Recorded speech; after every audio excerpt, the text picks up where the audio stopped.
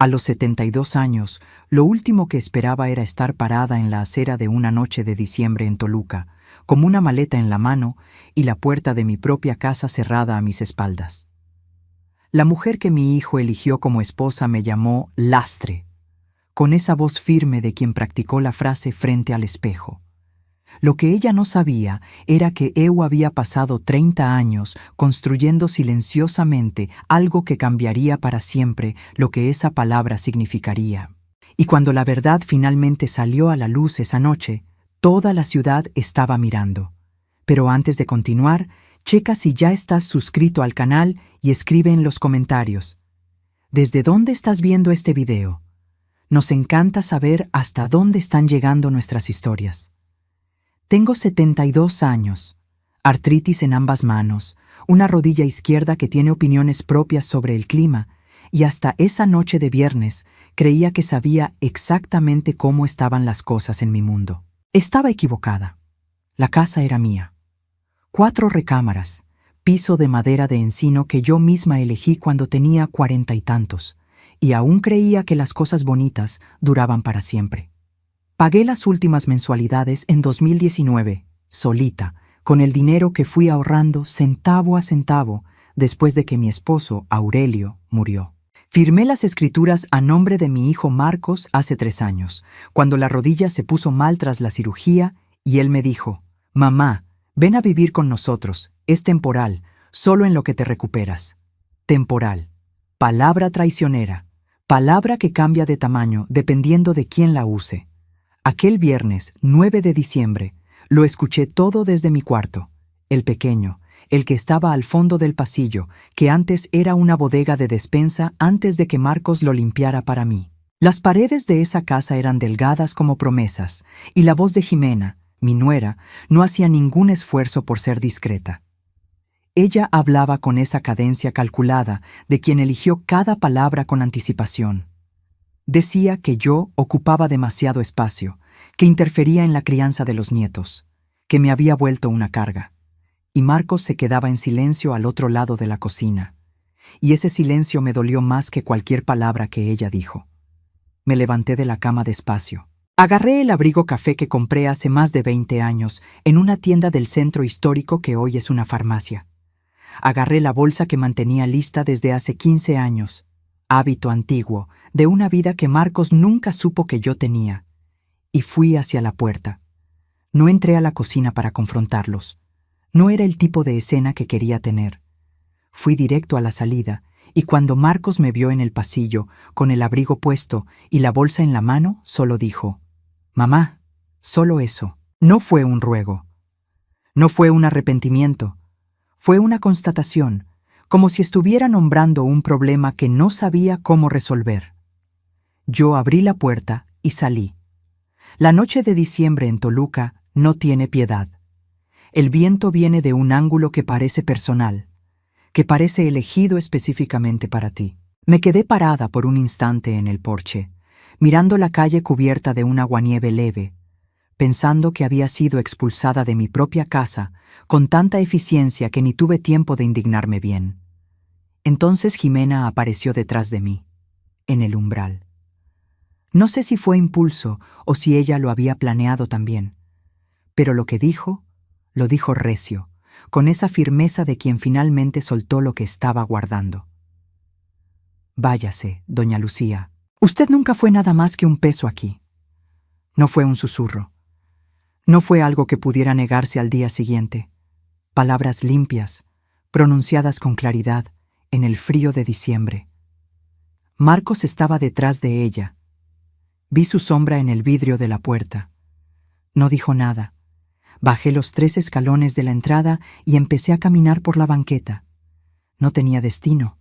Bueno, sí tenía, pero mi cabeza aún no llegaba ahí. Mi cuerpo es el que sabía el camino.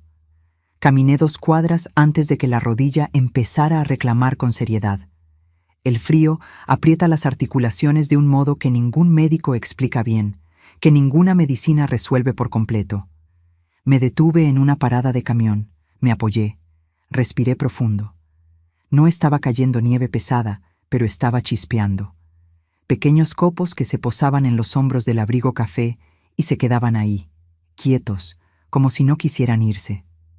Pensé en Aurelio. Pensé en la forma que tenía de aparecer exactamente cuando lo necesitaba, sin que yo tuviera que pedirlo. Pensé en cómo habría reaccionado a esa noche, con esa calma que parecía terquedad, pero era, en realidad, pura certeza. Él siempre supo quién era. Nunca necesitó que nadie lo confirmara. Yo aprendí eso de él demasiado tarde, o tal vez en el momento justo. Saqué el teléfono. Tenía 3 nombres a los que podía llamar en ese momento. 3 personas en el mundo que me conocían de verdad. No la versión que Marcos había heredado, la madre viuda y jubilada con la rodilla mal, sino la versión completa. Llamé a Lola, maestra jubilada, 68 años, voz de soprano y corazón del tamaño de un estadio.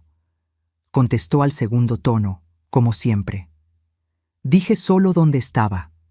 Ella no hizo preguntas. Dijo que ya iba para allá. Mientras esperaba, miré la manzana frente a mí. A 2 cuadras quedaba el centro comunitario del barrio, el de la calle Esperanza, el que tenía una placa discretamente fijada en la fachada lateral, en una letra que la mayoría de la gente pasaba corriendo sin leer. Yo sabía lo que estaba escrito en esa placa. Yo había elegido las palabras, pero Marcos nunca se había detenido a leerla. 30 años de silencio son una cosa curiosa. No es que lo escondas, es que lo proteges. Proteges lo que es tuyo de verdad, lo que no puede ser transformado en plática de herencia, en discusión de inventario, en un número en una hoja de Excel, que Ximena ciertamente habría armado si lo supiera. 30 años de despertarme temprano los martes para reuniones de fundación.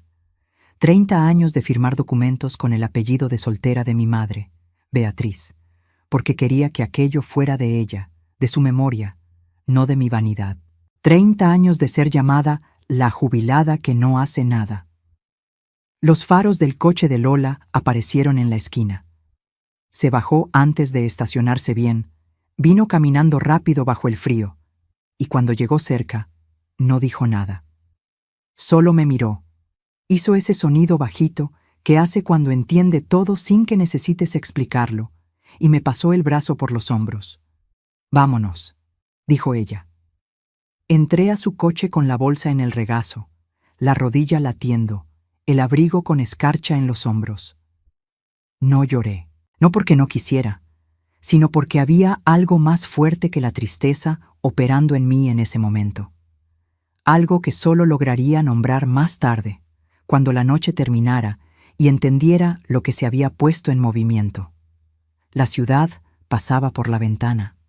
Las luces de Navidad en los postes, los adornos en las vitrinas, las banquetas blancas y silenciosas.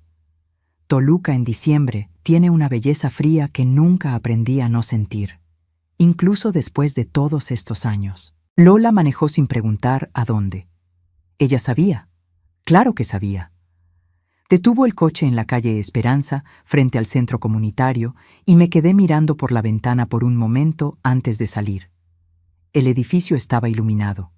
Eran casi las 10 de la noche de un viernes de diciembre y había luz en todas las ventanas del centro. No era raro. Los viernes eran noche de regularización escolar para los adolescentes del programa y el personal de coordinación solía quedarse hasta tarde. Pero había también demasiados coches estacionados en la calle y había un grupo de gente afuera, en el frío, que no parecía estar esperando el camión. «¿Qué está pasando?», pregunté. Lola tenía esa expresión que usa cuando sabe más de lo que está diciendo. «Entra», dijo. «Vas a entender». Bajé del coche con cuidado, la rodilla protestando en cada centímetro. Había dejado de chispear por unos minutos, pero el frío se había quedado calado. Fui caminando despacio hacia la entrada, y cuando la gente de afuera me vio, hubo un momento de silencio colectivo que no supe interpretar de inmediato. Entonces, una mujer que yo conocía, Sonia, que coordinaba el grupo de alfabetización de adultos los miércoles, vino hacia mí con ese paso decidido suyo y dijo solo, «Gracias a Dios», como si me hubiera estado esperando. Por dentro, el centro estaba lleno, no lleno de evento, lleno de personas que estaban ahí por una razón específica, reunidas en grupos de 2 y 3, platicando en voz baja, con esa energía de quien está aguardando algo. Reconocí rostros en todas partes, maestros del programa de apoyo, madres que había visto en reuniones de padres, los 3 muchachos del taller de música que habían ganado la beca el año anterior, la directora de la escuela primaria de la calle de abajo, a la que nunca había visto en persona, solo por correo. Ninguno de ellos debería saber quién era yo. Es decir, todos estaban ligados a la Fundación Beatriz de alguna forma, pero la Fundación Beatriz no tenía un rostro público. Nunca lo tuvo. Ese era el punto.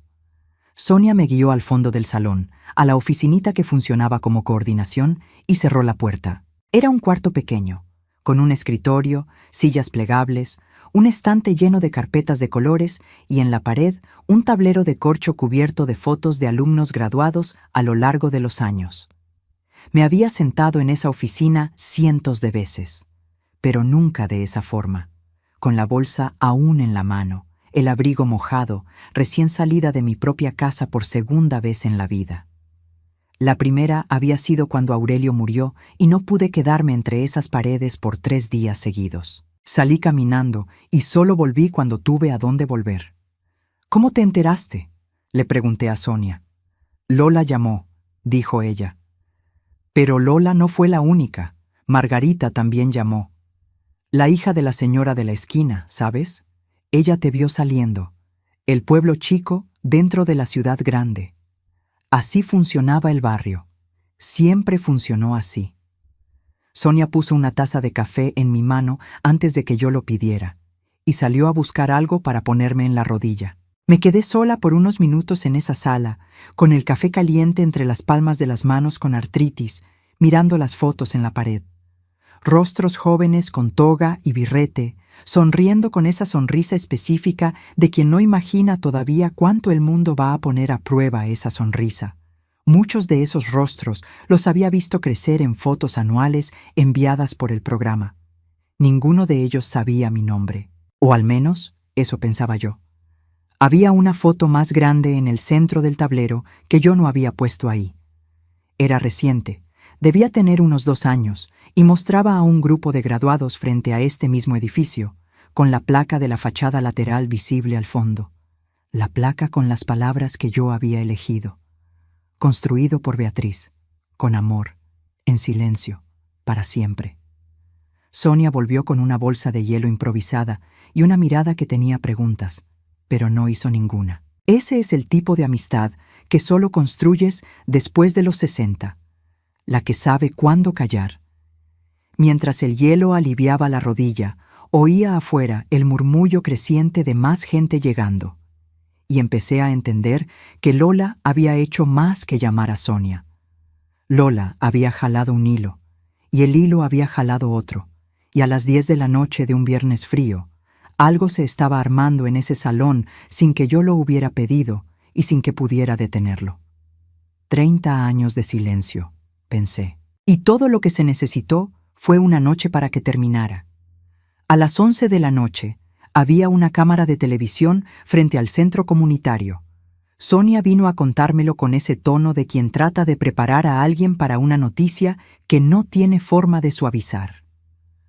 Una reportera de un canal local se había parado por casualidad, atraída por el movimiento inusual de un viernes por la noche, y le había preguntado a uno de los chavos del taller de música qué estaba pasando.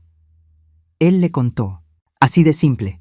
Me enteré sentada en la oficinita con la bolsa de hielo y el segundo café en la mano, y lo primero que pensé fue, Marcos lo va a ver. Lo segundo que pensé fue, bueno, no es que quisiera que él lo supiera de esta forma. Durante 30 años me había preguntado cómo sería contárselo. Había imaginado pláticas calmadas, cenas largas, el tipo de revelación que tienes tiempo de preparar y él tiene tiempo de procesar. No había imaginado una cámara de televisión y una noche de helada y una maleta que traje para no tener que volver a pedir mis cosas. Pero a veces la vida organiza las cosas sin consultar tu preferencia. Lola entró a la oficinita y cerró la puerta con ese cuidado de quien trae una conversación importante. Se sentó en la silla plegable frente a mí y se me quedó viendo un segundo antes de hablar. Tienes que saber, dijo ella, que este edificio entero está lleno de gente que vino porque quiso. Nadie llamó a 2/3 de ellos. Ellos simplemente aparecieron. La miré. Sonia mandó mensaje al grupo del programa, continuó. Y de ahí cada persona mandó al suyo, y luego alguien mandó al grupo de la escuela. Ya conoces cómo funciona esto. Lo conocía. Era así como el barrio funcionaba desde hacía 40 años. Una red invisible de personas que se cuidaban porque habían aprendido que nadie más iba a hacerlo por ellas. Lucía, dijo Lola, despacio. Ellos saben. El barrio sabe. Siempre supo. Aquello se quedó flotando en la sala por unos instantes. ¿Siempre supieron qué? De la fundación. ¿De quién es Beatriz? Hizo una pausa. No todo el mundo, no los detalles, pero la gente que trabaja aquí hace años, que vio crecer los programas, que vio de dónde venían los recursos, tenían sus sospechas. Algunos tenían la certeza. 30 años de sigilo, y el barrio había guardado mi secreto con más cuidado del que yo había guardado el de ellos. Aquello me llegó de una forma que no esperaba, en algún lugar entre el pecho y la garganta, e hice lo que hago desde que aprendí el truco. Miré hacia arriba por un segundo, respiré y no lo dejé entrar. Marcos no sabe, dije. No, confirmó ella. Pero lo sabrá pronto. Alguien tocó a la puerta de la oficinita. Era un muchacho joven que no conocía, con gafete de empleado de la televisora, pidiendo permiso. Dijo que a la reportera le gustaría platicar conmigo cuando estuviera lista. «Sin prisas», dijo él, lo cual era una mentira gentil porque claramente había prisa. Agradecí y dije que necesitaba 10 minutos más. Me quedé sola otra vez. Me levanté despacio, dejé la bolsa de hielo en la silla y fui hasta la ventanita que daba al salón principal. Allá afuera, por las persianas semiabiertas, alcanzaba a ver el centro como rara vez lo veía. Lleno de vida, lleno de gente que no tenía ninguna obligación de estar ahí un viernes por la noche en invierno. Vi a la maestra Marta, que llevaba la regularización de matemáticas para los chavos, y que me había mandado una tarjeta de Navidad cada año durante 15 años dirigida a Fundación Beatriz, a todo el equipo. Vi a don Augusto, que tenía 80 y tantos años y venía cada semana al círculo de lectura, que decía que era lo único que lo hacía salir de casa. Vi a 3 muchachas de unos 16 años que nunca había visto antes, sentadas juntas en un rincón, mirando a su alrededor con esa expresión de quien llegó a un lugar y no sabe bien por qué, pero sintió que tenía que venir. Fue en ese momento que la puerta de la oficina se abrió de nuevo, pero esta vez no era el muchacho del gafete, era Marcos. Entró con la expresión de alguien que hizo la mayor parte del camino creyendo en una versión de los hechos que estaba a punto de desmoronarse. Lo habían llamado. Supe después que Lola le había mandado un mensaje corto diciendo que me había caído en la banqueta y que estaba en el centro, que tenía que venir. No era exactamente mentira, pero tampoco era todo. Fue lo suficiente para hacerlo salir de casa a las 11 de la noche, manejando demasiado rápido por las calles frías. Me vio sentada con la rodilla en alto y el café en la mano, y la ecuación no le cuadró de inmediato. Entró en el espacio pequeño de la oficina y sus ojos barrieron el lugar. La bolsa de hielo, mi maleta recargada en la pared, y luego, por la ventanita interna, el salón lleno afuera, los rostros conocidos, y la placa de metal fijada en la pared del pasillo que daba al salón, la que estaba ahí desde 2015. Centro Comunitario Beatriz. Fundación Beatriz, 1995. Se detuvo. Vi el momento exacto en que empezó a hacer las cuentas. El 1995, un año después de la muerte de mi madre, que se llamaba Beatriz. La placa. El salón lleno. Yo, sentada en esa oficina como si fuera mía, porque lo era. No dije nada. Dejé que el silencio trabajara. Se giró hacia mí despacio. Mamá. No fue una pregunta ni una acusación. Fue el tipo de palabra que la gente dice cuando necesita un punto de partida y no sabe cuál es. «Siéntate», dije. Se sentó en la silla plegable que Lola había ocupado antes. Se me quedó viendo con esa expresión que le conocía desde que tenía 8 años. El Marcos que no sabe qué hacer con lo que siente, que nunca supo bien, que aprendió de su padre a guardar todo en un estante interno muy alto y esperar a que la situación se resolviera sola. Empecé a contarle, no dramáticamente, del modo en que se cuenta algo que has cargado demasiado tiempo, con cansancio, con alivio, con la conciencia de que el peso va a cambiar de lugar pero no va a desaparecer. Le conté de la fundación, de 1995, cuando mi madre murió de un derrame cerebral fulminante en marzo, y yo pasé los meses siguientes entendiendo que lo mejor que podía hacer por su memoria era construir algo que ella habría amado. Ella, que había dado clases durante 35 años en una escuela pública sin quejarse nunca del sueldo, que decía que la mayor pobreza era la de quien crecía sin saber que tenía opciones. Le conté del dinero, de la herencia pequeña que mi padre había dejado cuando murió en 1993, que yo había metido en un fondo y nunca toqué personalmente, ni un centavo para mí. Cada peso se había ido a la fundación, que se había ido a escuelas, a programas, a becas, a este edificio. Le conté de los 14 años que me tomó construir la fundación hasta el punto en que se mantenía con donaciones y alianzas, sin necesitar mi dinero inicial.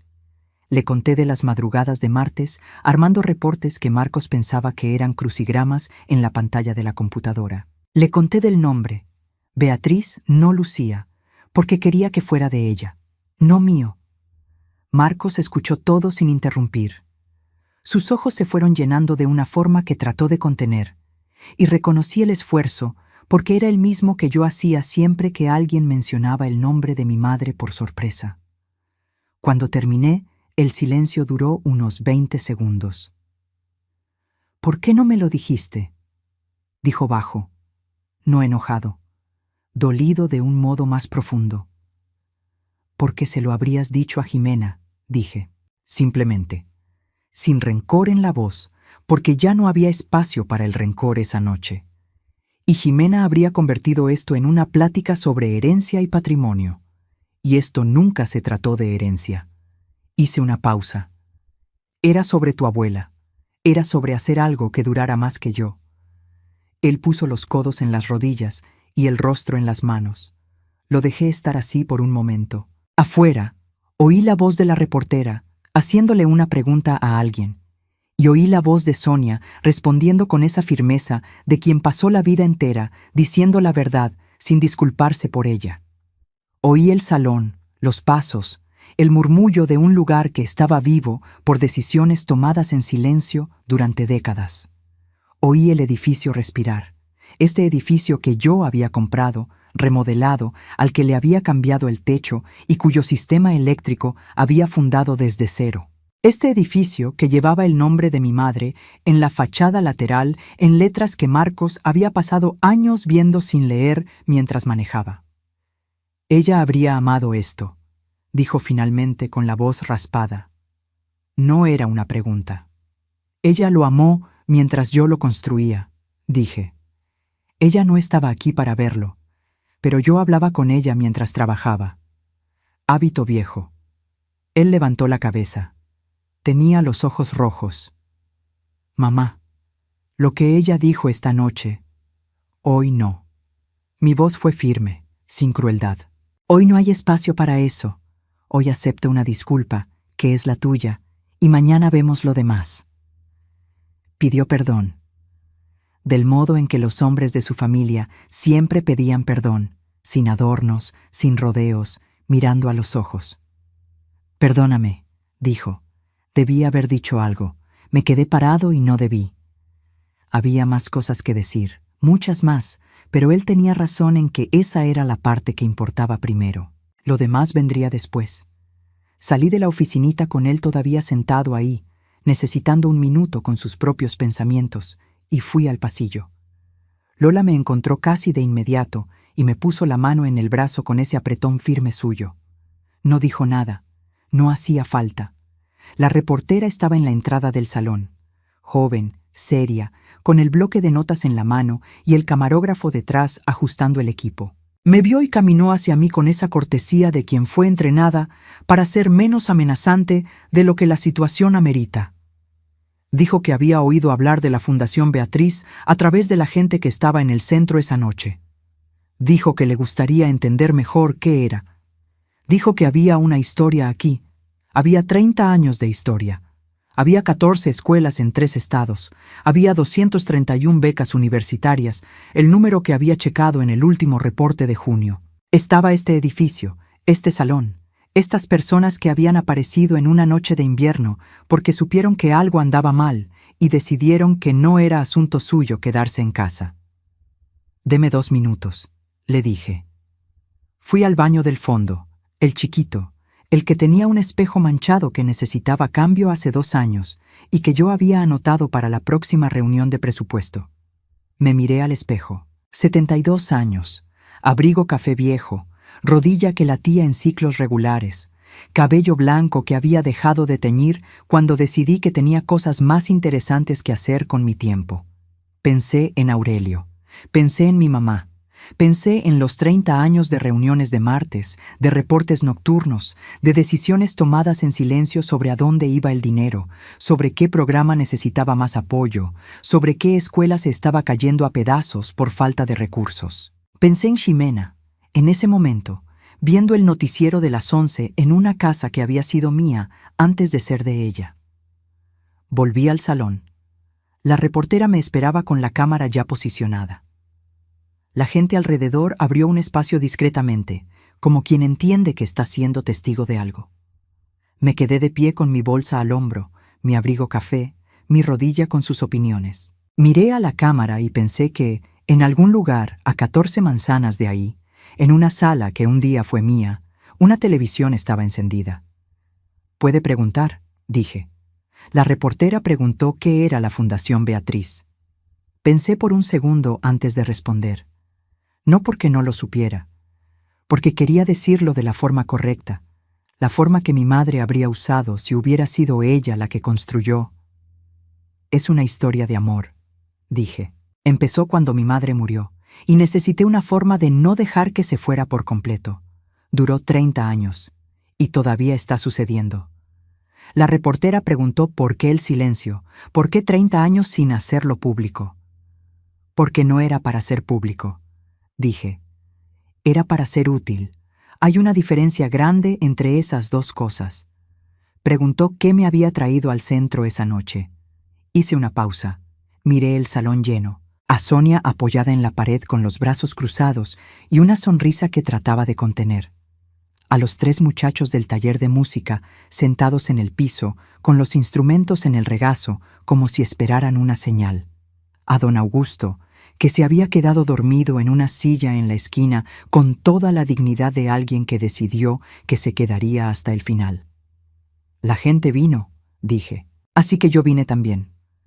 Después de que la cámara dejó de grabar, el salón se fue vaciando despacio, con esa cadencia de quien no quiere irse, pero entiende que la noche llegó a su fin. Las despedidas eran cortas, un apretón de manos, un abrazo, algunas palabras que yo ya no alcanzaba a guardar todas porque había llegado al límite de cosas nuevas que mi cerebro procesaba en 24 horas. Lola decidió que me quedaría en su casa esa noche. No preguntó, avisó, que es el tipo de cosas que solo los amigos de 40 años hacen y que solo se les tolera a ellos. Marcos apareció en el pasillo cuando me estaba despidiendo de Sonia. Se quedó parado a unos 3 metros, con esa expresión de hombre que no sabe a ciencia cierta si tiene permiso para acercarse. Hice un gesto con la cabeza. «¿Puedes venir?» Vino. Nos quedamos lado a lado por un momento, mirando el salón que se estaba quedando vacío. «Voy a hablar con ella», dijo. No necesitó especificar quién era ella. «Sé que lo harás», dije. «No va a ser una plática fácil». Las pláticas necesarias rara vez lo son. Se quedó callado por un momento. Afuera, a través de las ventanas altas del centro, alcanzaba a ver que el aguanieve había vuelto. No el ataque del principio de la noche, sino esa nieve quieta de madrugada que lo cubre todo despacio y sin prisa. «A la abuela Beatriz le habría encantado este lugar», dijo. Sonreí, no de tristeza, no de melancolía, sino de esa forma en que sonríes cuando alguien finalmente ve lo que tú llevas mirando 30 años. Ella fue la que me enseñó todo lo que sé sobre construir cosas que duren. Dije, yo solo pagué la cuenta. Nos despedimos en la acera, con esa extrañeza de despedida que no es definitiva, pero es un punto de inflexión, del tipo que sientes en el momento y recuerdas años después. Me abrazó por más tiempo de lo habitual. No dijo nada. A veces no hay nada que decir. En el coche de Lola, camino a su casa, me quedé mirando por la ventana las calles de Toluca cubiertas de blanco. Los adornos de Navidad en los postes, las ventanas encendidas de las casas donde personas que nunca conocería estaban viviendo sus propias noches complicadas. Pensé en mi mamá, en la forma que tenía de decir que toda semilla que plantas vuelve a ti de un modo u otro, a veces de formas que no reconoces al momento. Pensé que ella había plantado en mí la terquedad, la paciencia, la certeza de que hacer el bien en silencio sigue siendo hacer el bien, y que yo había intentado plantar en los programas, en las escuelas, en los niños que pasaron por el centro sin saber mi nombre. A veces solo descubres el tamaño de lo que construiste cuando te toca pararte a mirar desde afuera. Lola se detuvo en un Oxxo abierto y volvió con 2 chocolates calientes sin preguntar si quería. Puso el mío en el portavasos y siguió manejando, y yo me quedé con las manos alrededor del vaso, sintiendo el calor atravesar las coyunturas con artritis que habían trabajado por 30 años firmando documentos, estrechando manos, escribiendo cheques que nadie sabía que venían de mí. Era casi medianoche. Hacía unas horas me habían llamado lastre y me habían puesto de patitas en la calle en una noche de diciembre. Y ahora estaba en un coche calientito, con chocolate en las manos, con 30 años de silencio finalmente en paz con la luz. No era lo que había planeado para ese viernes, pero era lo que había pasado. Y yo había aprendido, en 72 años de vida, que las noches que no planeaste suelen ser las que cargas para siempre. A la mañana siguiente, sentada en la cocina de Lola con café y pan tostado y la luz fría de sábado entrando por la ventana, mi vida se había movido de lugar sin que nada de inmediato fuera diferente. El teléfono había sonado 10 veces durante la noche. Lo había dejado en silencio, pero veía las notificaciones. Marcos, Jimena, 2 veces, lo cual no esperaba. La directora de la primaria. Una asesora del municipio que seguía los programas de educación. Y un número que no reconocí hasta que abrí el mensaje y entendí que era la hermana de Jimena, que me había visto en las noticias y quería saber más sobre el programa de becas para hijos de trabajadores públicos. Irónico, de un modo que me habría parecido más chistoso si no estuviera tan cansada. Llamé a Marcos a media mañana. Contestó rápido, con ese tono de alguien que se había quedado despierto también. Me dijo que había hablado con Jimena. Me dijo que había sido difícil. Me dijo que había dicho cosas que tenían que decirse, del modo en que tenían que decirse. No me pidió que volviera a la casa, que era la respuesta correcta. Yo había tomado una decisión desde la noche anterior, sentada en esa oficinita con el hielo en la rodilla. La casa en la calle de las Camolias, la que yo había pagado y firmado a nombre de Marcos, iba para la fundación. Había consultado a mi abogada 3 semanas antes sobre el papeleo. No por premonición, sino porque cuando tienes 72 años y artrite y una rodilla que te falla en días de lluvia, aprendes a no dejar para después las cosas que importan. La casa se convertiría en vivienda transitoria para familias en situación de vulnerabilidad vinculadas a los programas del centro. Había una lista de espera. Había familias que necesitaban 6 meses para estabilizarse antes de conseguir una renta propia. La casa tenía 4 recámaras. Tenía sentido de un modo que me parecía obvio desde antes de saber que necesitaría usarlo. Marcos se enteró en esa llamada. Se quedó en silencio por un momento largo y luego dijo, «Está bien, mamá». Solo eso, que era todo lo que necesitaba decir. Jimena llamó al final de la tarde. Contesté. La plática fue corta. No pidió perdón por lo que había dicho. no en esa llamada, tal vez nunca del modo en que yo esperaría, pero dijo que había entendido algo mal sobre quién era yo y que estaba tratando de entender mejor.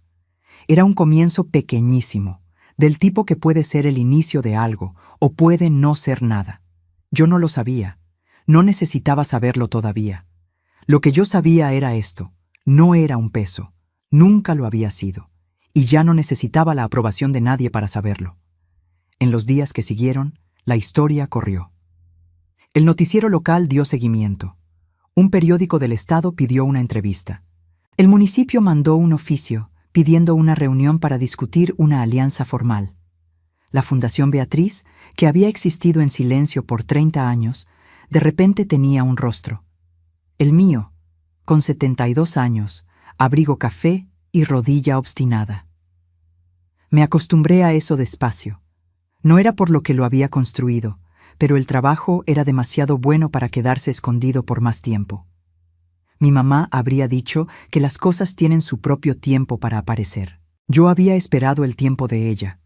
Me mudé a un departamento pequeño en la misma calle del centro, a 3 cuadras de distancia. 2 recámaras, ventana a la calle, elevador que funcionaba la mayoría de las veces. Lola me ayudó a mudarme un sábado soleado de enero, con esa alegría específica de quien está viendo a una amiga finalmente aterrizar en el lugar correcto.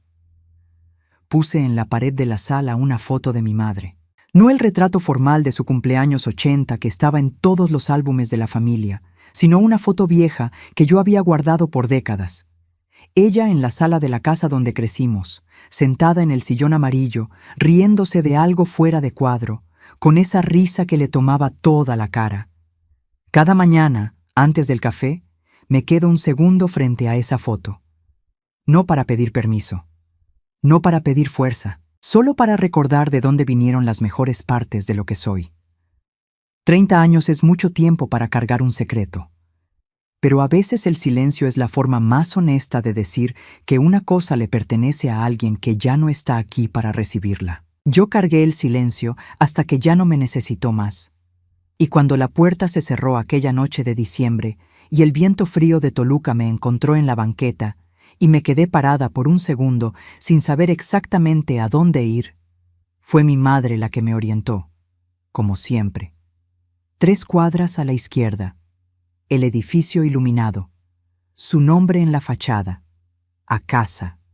Ahora, si te gustó esta historia, dale clic a suscribirte y dime en los comentarios qué parte te dejó con la boca abierta. Y no olvides hacerte miembro para tener acceso a videos exclusivos que no subo aquí. Te espero allá.